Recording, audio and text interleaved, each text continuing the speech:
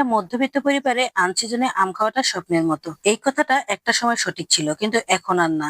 কারণ এখন যেভাবে আমি আম ফ্রোজিং করছি, এভাবে যদি আম ফ্রোজিং করে রাখেন, তাহলে মধ্যবিত্ত কি একদম নিম্নবিত্ত মানুষও আম সারা বছর খেতে পারবে। আমি যেভাবে রাখি কোনো রকম কালো হয়ে যাবে না, একদম আম আমের মতোই থাকবে। ভিডিওটা অনেক ছোট, কিন্তু সংরক্ষণ পদ্ধতিতে কিছু টিপস দেওয়া আছে।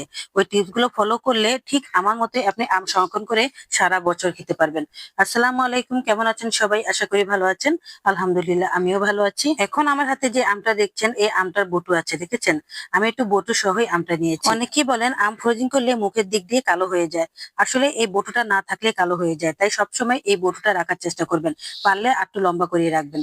আর আমগুলো প্রচুর শক্ত হতে হবে, একদমই মানে গলে যাওয়ার মতো এরকম আম হলে হবে না। কিছু কিছু আম আছে শক্ত অথচ পাকা, ওই আমগুলি আপনি ফ্রোজিং করবেন। তাহলে আপনি অনেক ভালো করে খেতে পারবেন, একদম শক্ত শক্ত আমই থাকবে। যাই হোক, আমি এখানে অনেক শক্ত দেখে আম নিয়ে নিয়েছি, কিন্তু আমগুলো পাকা। আমগুলো আগে থেকে ধুয়ে পানি ঝরিয়ে নিয়েছি। এবার আমি একটা শুকনা কাপড় দিয়ে আমগুলোকে ভালো করে পানিটা শুকিয়ে ফেলছি। একদম ভালো করে ফ্রেশ করে মুছে ফেলেছি। এখন আর একটু আমের গায়ে পানি লেগে নেই। যাই হোক, এখন আমি নিয়ে নিচ্ছি এখানে পেপার। এই পেপারটা দিলে সবচেয়ে ভালো হয়, নিউজ প্রিন্টের পেপার। এখানেও একটা টিপস আছে, ভালো করে খেয়াল করবেন। এই তো প্রথমে আমি একটা নিউজ প্রিন্টের পেপার দিয়ে ভালো করে আমটাকে মুড়িয়ে নিয়েছি। পুরোপুরি ভাবে যখন মোড়ানো হয়ে গেছে, তখন আমি আবার আরেকটা নিউজ প্রিন্টের পেপার দিয়ে এর উপর দিয়ে ভালো করে মুড়িয়ে নিয়েছি।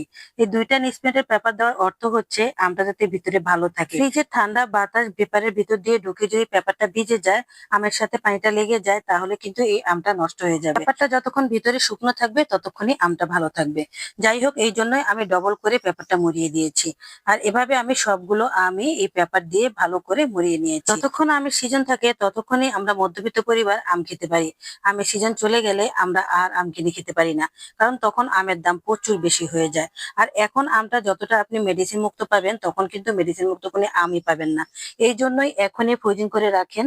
আর আমার এই পদ্ধতিতে ফ্রোজিং করলে কখনোই নষ্ট হবে না, কোনো মেডিসিনের প্রয়োজন নেই। আপনি যেহেতু বুঝেই গেছেন, তাহলে আমার এই অর্ধেক ভিডিও দেখে আম ফ্রোজিং করে ডিপে রেখে দিলেন, তাতে কিন্তু হয়ে যাবে না। ডিপে রাখারও একটা টিপস আছে। অবশ্যই পুরো ভিডিওটা দেখবেন, তাহলে কিন্তু সঠিকভাবে ফ্রোজিং করতে পারবেন। আবার খাওয়ার সময় সঠিকভাবে বের করে খেতেও পারবেন। এতে করে আপনার কোনো রকম আম নষ্ট হবে না। এত দাম দিয়ে আম কিনে যদি নষ্ট করে ফেলি, তাহলে খুবই কষ্ট হবে। এই তো সবগুলো আম পেপার পাচানো হয়ে গেছে। এখন আমি একটা বড় সাইজের পলিথিন নিয়ে নিয়েছি। তার মধ্যে আমগুলোকে ঢুকিয়ে দিচ্ছি। একদম ঠাসা ঠাসা করে আমগুলোকে সুন্দর করে সেট করে দিচ্ছি। আর এবার আমি পলিথিনের মুখটা ভালো করে একদম বেঁধে দেব, যেহেতু কোনো বাতাস না ঢুকতে পারে। বাতাস ঢুকলে আমগুলো নষ্ট হয়ে যাবে। তাই একদম বাতাসটা ভালো করে বের করে দিয়ে তারপর আমি সুন্দর করে পেঁচিয়ে একটা গিঁটটা দিয়ে দিলাম। সংরক্ষণ তো করে নিলাম, এবার ডিপে কিভাবে রাখবো সেটাই দেখিয়ে দিচ্ছি। এই তো এখন আমি ফ্রিজে ডিপে রাখবো। ডিপের যে সাইডে যে বরফগুলো থাকে, এগুলোর সাথে লাগিয়ে কখনোই আম রাখবেন না। এতে করে আমটা তাড়াতাড়ি নষ্ট হয়ে যাবে, ভিজে যাবে। বরফের অংশগুলো থেকে সামান্য কয়েক ইঞ্চি দূরে রাখলেই হবে। বাস, এতে করে আপনার আমটা ভিজে যাবে না, আর ভিতরটাও ভালো থাকবে। যাই হোক, এই তো আমি কয়েকদিন পর এখন বের করেছি। দেখেন পেপারটা কিন্তু এখনো একদম শুকনা আছে।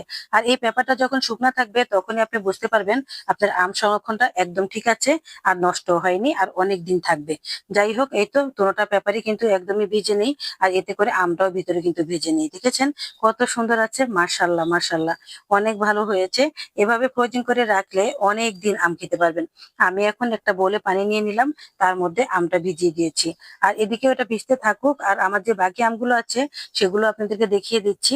দেখেন পেপারটা কিন্তু পুরোই শুকনো আছে। এই শুকনা থাকাটাই হচ্ছে মেন। এই শুকনা থাকলে আপনি বুঝতে পারবেন আপনার আমগুলো ভালো আছে। আমি তো সবগুলো আম এখন কাটবো না, তাই আমি বাকিগুলোকে তাড়াতাড়ি এখন আবার ফ্রিজে ঢুকিয়ে দিচ্ছি, কারণ এগুলো বাইরে থাকলে নষ্ট হয়ে যাবে। একবার কোনো কিছু ফ্রোজিং করে ফেললে সেটা অতিরিক্তটা কখনো বের করে ফেলে রাখবেন না। এতে করে ফ্রোজিং পদ্ধতিটা নষ্ট হয়ে যায়। তখন পরবর্তীতে বের করলে এটা আর খেতে পারবেন না, ভালো লাগবে না। যাই হোক, 2 মিনিট ভিজানোর পর আমটা এখন চুলে নিচ্ছি। দেখেন কত সুন্দর কালার আছে। একদমই যেমনটা আমি রেখেছি ঠিক তেমনটাই আছে, কোনো রকমের নষ্ট হয়নি, আর কালো হওয়ারও ভয় নেই। এবার বুঝতে পেরেছেন তো আমটা কিভাবে ফ্রোজিং করতে হয়? ফ্রোজিং জিনিসটা আসলে মুখ দিয়ে বললেই হয় না, এটা পদ্ধতিগুলো জেনে শুনে তারপরে করতে হয়। তবেই আপনি ভালো খাবার খেতে পারবেন। এই তো আমি এখন খেয়ে নিচ্ছি। দেখেন কত সুন্দর হয়েছে। আর এই আমটা দিয়ে আপনি মিল্কশেক বানাতে পারেন, অথবা কোনো ডেজার্ট বানাতে পারেন, অথবা এমনিতেও খেতে পারেন। সঠিকভাবে আম ফ্রোজিং করার ভিডিওটা কেমন লেগেছে অবশ্যই কমেন্ট করে বলবেন, সাথে একটা লাইক দিয়ে দিবেন। আর যদি বেশি ভালো লাগে তাহলে শেয়ার করে রেখে দিবেন। এতে করে আম ফ্রোজিংয়ের সময় আর টিপস গুলো ভুলে যাবেন না। ভালো থাকবেন সবাই। আজ এ পর্যন্তই। আল্লাহ হাফেজ।